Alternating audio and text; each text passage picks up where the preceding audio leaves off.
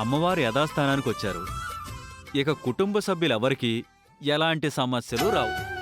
అవును బావా, మీ కూతురు అత్తారింటి నుంచి రాదు, అన్నయ్య అప్పులు తీరిపోతాయి, రైతుల పంటలు బాగా పండుతాయి, అందరం ఆనందంగా ఉంటాం. నా చెల్లెలు తప్ప.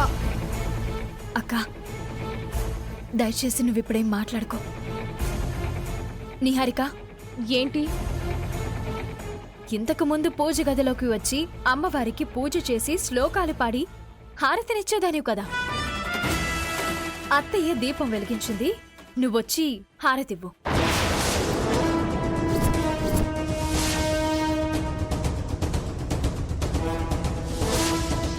అవని మంచి మాట చెప్పిందిరా అమ్మా. వేదవతి లాంటి జాతకం కలిగిన నువ్వు తిరిగొచ్చిన అమ్మవారికి మొదటి హారతిస్తే బావుంటుందమ్మా, వెళ్ళు. నా బుజ్జిని ఆమెని అడ్డంగా బుక్ చేసింది. ఇప్పుడు నిహారిక గురించి అందరికీ తెలిసిపోతుంది. మహర్జాతకం గల కోడలివి కదా, వెళ్ళమ్మా. నీ సేవకి అమ్మవారు పులికించిపోతారు. వెళ్ళు. అత్తయ్య, నా చేతులు కాలాయి కదా, ఇప్పుడు నేను ఎలా ఇవ్వగలను? ఇలాంటి సమయంలో చేస్తేనే అమ్మవారి దయ నీ మీద పుష్కలంగా ఉంటుంది నిహారిక. డూప్లికేట్ విగ్రహంకి సేవలు చేయడం వేరు, ఒరిజినల్ విగ్రహంకి సేవలు చేయడం వేరు. వెళ్ళు నిహారిక, వెళ్ళు. నీకు అమ్మవారి ఆశీర్వాదం ఉంది, ఎందుకు భయపడతావు? వెళ్ళు. నిహారిక, వెళ్ళు. డూప్లికేట్ అయినా ఒరిజినల్ అయినా నీ భక్తిలో ఎలాంటి తేడా ఉండదని నిరూపించు. ఎందుకు అందరూ కలిసి నా బుజ్జిని ఇబ్బంది పెడుతున్నారు? తను వదిలేయండి, చెయ్యి కాలేదని చెప్తుంది కదా. ఏం మాట్లాడుతున్నావు అన్నయ్య? హారతి ఇవ్వమని అనడం కూడా ఇబ్బందేనా? నిహారిక, రామ్మా. అయిపోయాను. విగ్రహం ఇంటికి రావడం అవనికి గండం అనుకున్నాను, నా పాలిట గండం అవుతుందని అనుకోలేదు.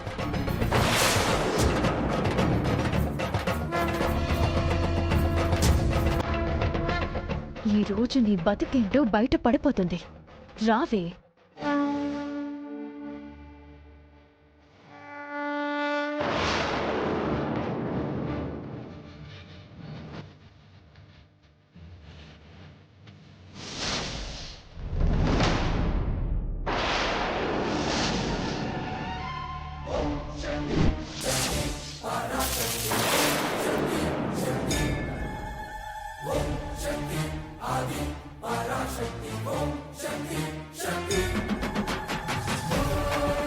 మంటలు కనిపించుంటాయి. ఈ విషయం నీకు నాకు అర్థమైనట్టు ఇంకెవ్వరికి అర్థం కాదు బుజ్జి. ఆగిపోయామే, రామ్మా. ఏంటమ్మా లోపలికి వెళ్లకుండా వెనక్కి వచ్చేసావు? దొంగ జాతకంది కదా, లోపలికెలా వెళ్ళగలుగుతుంది? సుజాత గారు, నా భార్యను అలా అవమానించారంటే నా తల్లిని కూడా అవమానించినట్టే. అన్ని రహస్యాలు బయటపడుతున్నాయి, దొంగ జాతకం గురించి తప్ప. నిహారిక మీద కోపం ఉంటే ఇంకేదైనా అను సుజాత, జాతకం గురించి అలా మాట్లాడుకు. ఇప్పుడు ఎలా కవర్ చేస్తుందో ఏంటో. ఏమైంది నిహారిక? ఎందుకు వెనక్కి వచ్చేసావు? అది కావాలనే వచ్చేసాను.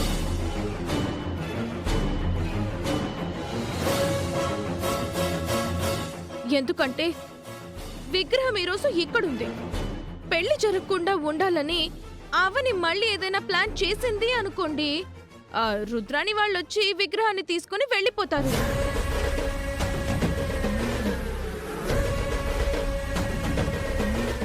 అందుకే అవని ఇంటి నుంచి వెళ్ళిపోయిన తర్వాతే నేను పూజ గదిలోకి అడుగు పెడతాను.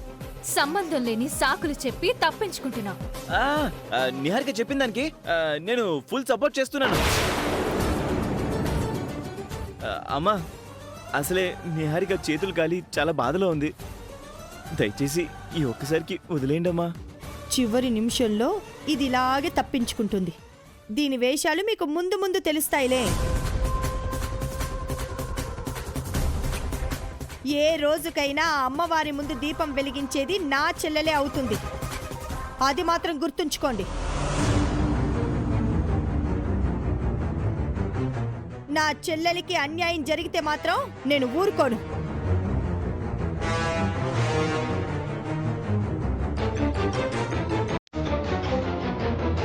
వేద, నువ్వు హారతి ఇవ్వు.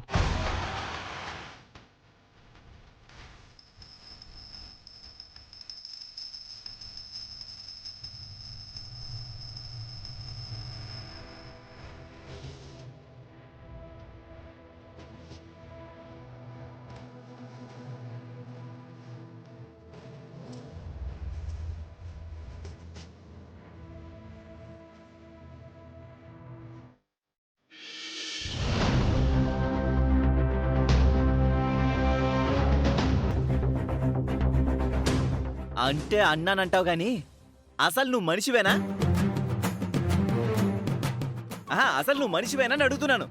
సిగ్గుందా, బుద్ధుందా నీకు? కడుపుకి బిర్యానీలు, లెగ్ పీసులు, పరోటాలు, పన్నీర్ కర్రీలు, ప్లేట్లు తినడం కాదు. నీకు గెడ్డి ఉంది కదా, ఆ గెడ్డి తినిపించాలి. అప్పుడు కానీ నీకు బుర్ర సరిగ్గా పనిచేయదు. ఇంత ఘోరంగా తిడుతున్నాడు ఎవరినబ్బా?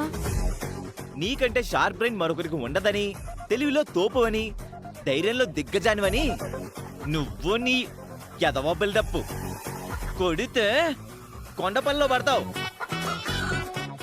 ఎవరినో బాగా భయంకరంగా తిడుతున్నాడు. ఇదిగే ఈ కిట్టుగాడి గురించి నీకు తెలీదు. ఎంత మంచోడో అంత చెడ్డోడు.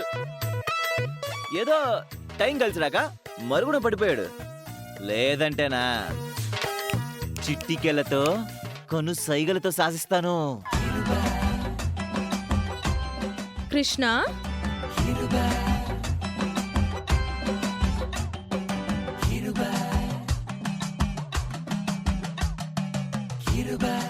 ఎవరిని బేబీ అంతలా తిడుతున్నావు? అది అది నువ్వు తిట్టే తిట్లకు ఆ మనిషిని ఎదురుగా ఉంటే గనక ఊరేసుకొని చచ్చిపోవాలి. చచ్చిపోతారా? అంటే అంత ఘోరంగా తిట్టానా? మరి నువ్వు ఏ తిట్టు దగ్గర ఎంటర్ అయ్యావు? నువ్వు మనిషివేనా అని అన్నావు చూడు, అక్కడే ఎంటర్ అయ్యాను. ఓహో, అయితే బిగినింగ్ లోనే ఎంటర్ అయిపోయావు అనమాట. ఇంతకీ ఆ మనిషి ఎవరో చూపించు. మనలో మనకేంటి, చూపించు. వద్దు బుజ్జి, చెప్తున్నాను కదా. చూపించు బేబీ. వద్దన్నాను కదా. చూపించు. బుజ్జి బుజ్జి బుజ్జి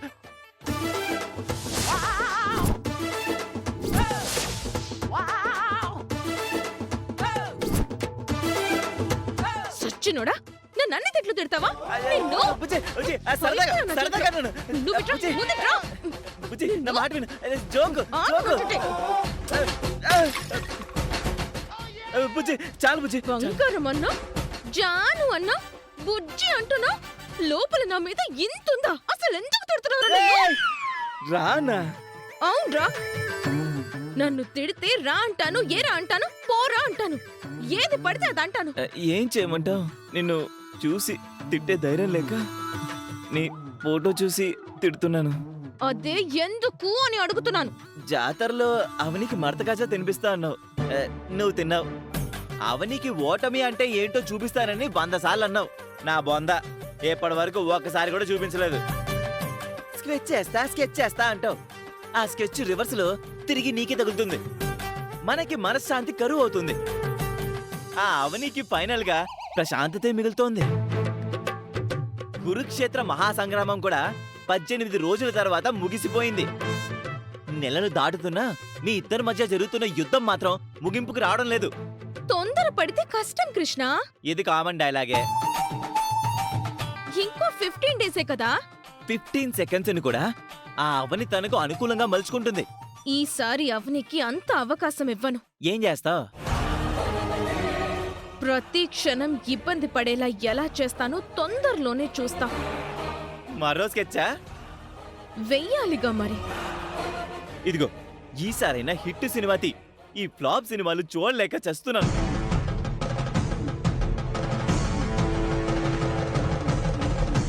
ఈసారి ఖచ్చితంగా హిట్ సినిమానే కృష్ణ.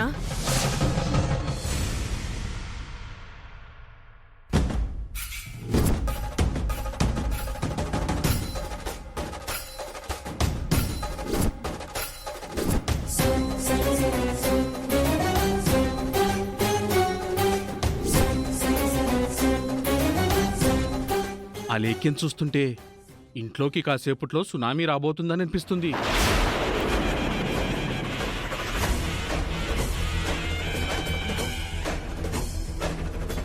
తల్లి భోంచేయి. అక్క, ఏంట్రా? జాతర దగ్గర మన బంగారు తల్లికి ఇష్టం లేని పనులు ఏమైనా జరిగాయా? అలాంటిదేం లేదే. ఎందుకురా అలా అడుగుతున్నావు? ఆహా, వచ్చినప్పటి నుంచి అలేకే ముఖ చిత్రం మాడిపోయింటేను అడిగా అంతే. నువ్వు వలచినవాడు, నువ్వు ప్రాణంగా ఇష్టపడినవాడు, నీకు తగ్గ ఈడు జోడు అయినవాడితో మరో 15 రోజుల్లో పెళ్లి కాబోతోంది.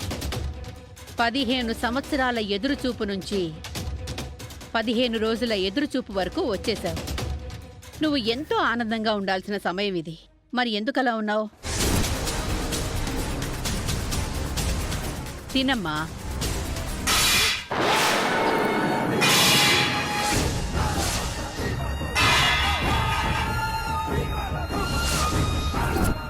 ఏమేం తల్లి? నేను భోజనం తీసుకుని వస్తే మీ అమ్మాయి తీసుకురావాలని చెప్పేదానివి. ఇప్పుడు మీ అమ్మాయి తీసుకొస్తే ఎందుకు విసిరి కొడుతున్నావు?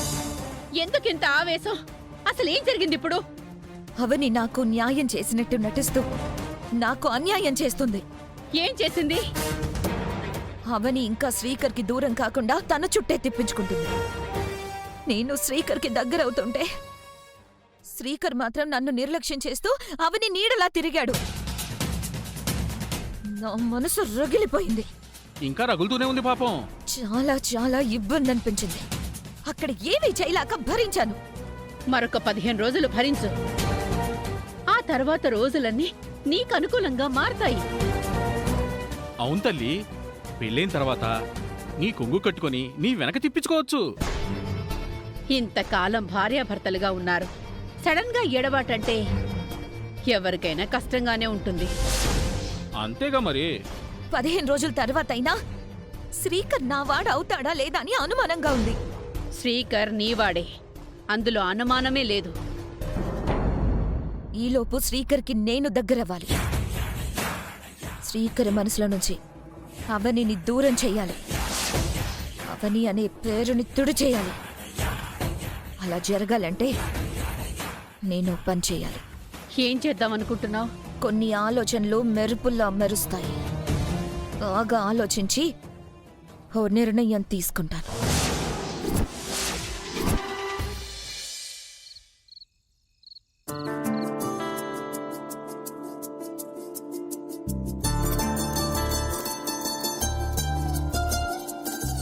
బావా, ఏంటి పెన్ డ్రైవ్ వంక అలా చూసుకుంటూ ఉండిపోయావు? ఆ పెన్ డ్రైవ్ లో ఏముంది? ఓ, ఆఫీస్కి సంబంధించిన ప్రాజెక్ట్ వర్క్స్ ఏమైనా ఉన్నాయా? ఇది పెన్ డ్రైవ్ కాదావని, ఆల్బమ్. ఏంటి ఈ మధ్య ఇలా కూడా పిలుస్తున్నారా? నా దృష్టిలో ఇది ఆల్బమ్. ఎలా బావా? ఎందుకు? ఇందులో ప్రాజెక్ట్ వర్క్స్ లేవు.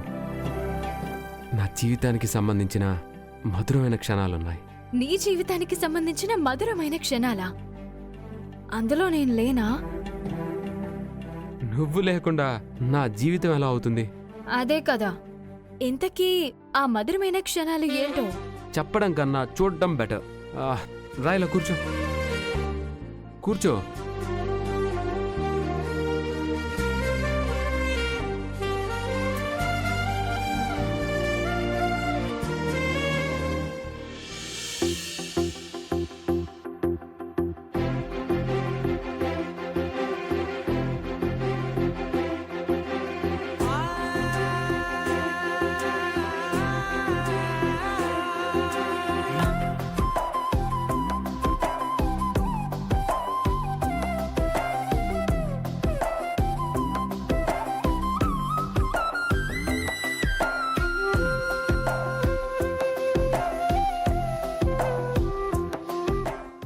బావా, ఇది నేను నిన్ను మొదటిసారి వర్షంలో చూసినప్పుడు ఆ ఏరియా సీసీ కెమెరాల నుంచి కలెక్ట్ చేసి పెట్టుకున్నాను. ఆ రోజు మన మొదటి పరిచయానికి సాక్షిభూతాలు ఆ మెరుపులు, ఆ మేఘాలు, ఆ వర్షం, ఆ వెన్నెల రాత్రి. ఆ రోజు కార్లో ఉన్నది నువ్వా? అవును, నీ బావ నిన్ను చూసిన మొదటి క్షణాలు. నాలో ప్రేమ చిగురించిన ఇవిగో అందమైన క్షణాలు. ఆ రోజే అనుకున్నాను, ఇంత అందాన్ని చూసిన నా కనులు ఎంత అదృష్టమైనవి అని.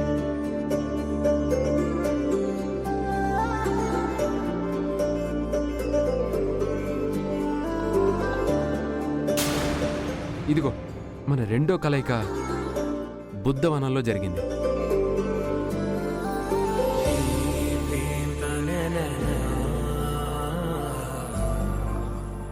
నా గుండెల్లో నీ రూపం అప్పటికే పదిలంగా దాచుకున్నాను.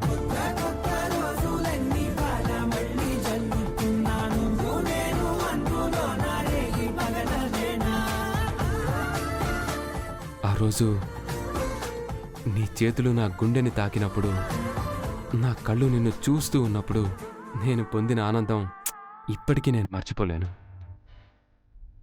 ఆ రోజు నువ్వు నా కళ్ళ లోతుల్లోకి చూసి గమనించున్నా, నా గుండె చప్పుండి విన్నా నీకు అర్థమైపోయి ఉండేది నేను నిన్ను ప్రేమిస్తున్నానని.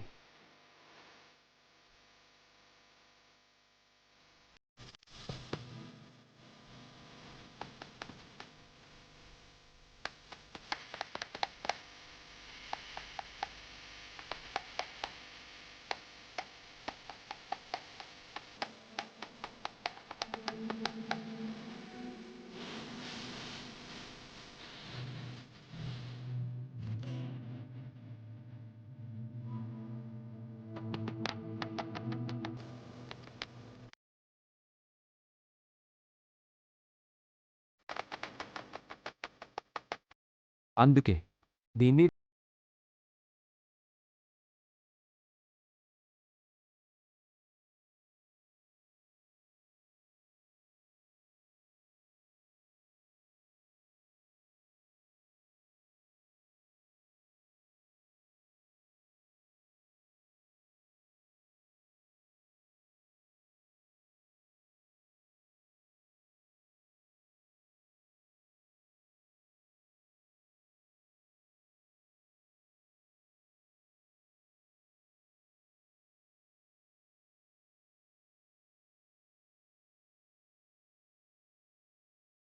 ఏం జరుగుతుందో ఏంటో. పవిత్రమైన బంధానికి ఇన్ని పరీక్షలు ఎందుకో ఏంటో.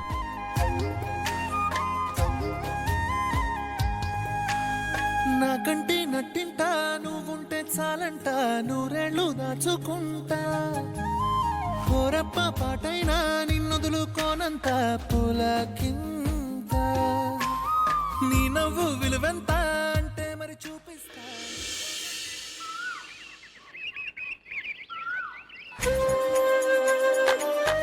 అవుని, మనం జాతరకి వెళ్ళడానికి ముందు ఆఫీస్ అమౌంట్ 10 lakhs బీరువాలో దాచాం కదా, అవి ఈరోజు ఆఫీస్లో ఇచ్చేయాలి.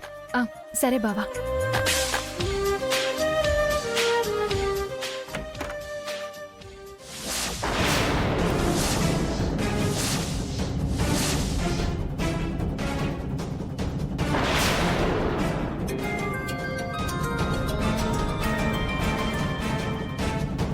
హలో సార్, మీ దగ్గర ఉన్న 10 lakhs ఈరోజు అకౌంట్స్ డిపార్ట్మెంట్ వాళ్ళకి ఫస్ట్ హౌస్లో ఇచ్చేయాలి సార్. నాకు గుర్తుంది, నేను తీసుకొస్తానులేండి. Okay sir.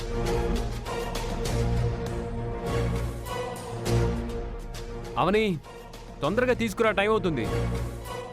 ఏమైంది అవని? ఎందుకలా కంగారు పడుతున్నావు? బావా, బ్రీఫ్ కేసులో పెట్టిన డబ్బులు కనిపించట్లేదు. అవునా? మన గదిలో పెట్టిన అమౌంట్ కనిపించకపోవడం ఏంటి? ఆ అమౌంట్ ఈరోజు ఫస్ట్ అవర్స్లో నేను కట్టాలి.